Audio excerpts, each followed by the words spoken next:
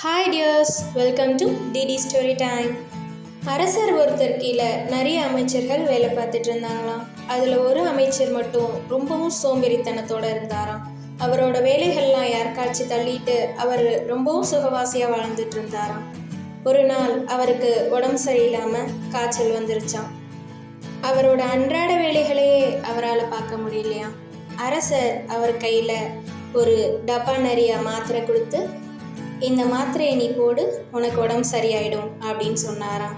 ஆனால் ஒரு கண்டிஷன், எப்பெல்லாம் உனக்கு வேர்க்குதோ அப்போ தான் இந்த மாத்திரையை நீ போடணும் அப்படின்னு சொன்னாராம். அந்த அமைச்சரும் வேர்வை வரும் பார்த்தாராம். ஆனால் வேர்க்கவே இல்லையாம்.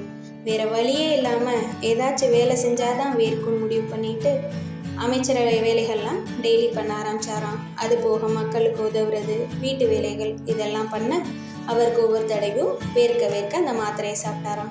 அவரோட உடம்பும் சீக்கிரம் சரியாயிடுச்சான்.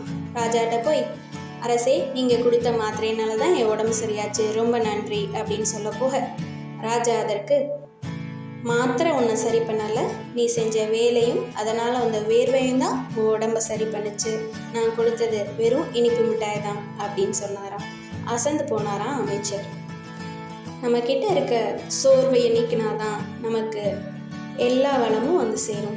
எந்த உடம்பும் பிரச்சனை பண்ணாமல் இருக்கும். So never be lazy. Thank you.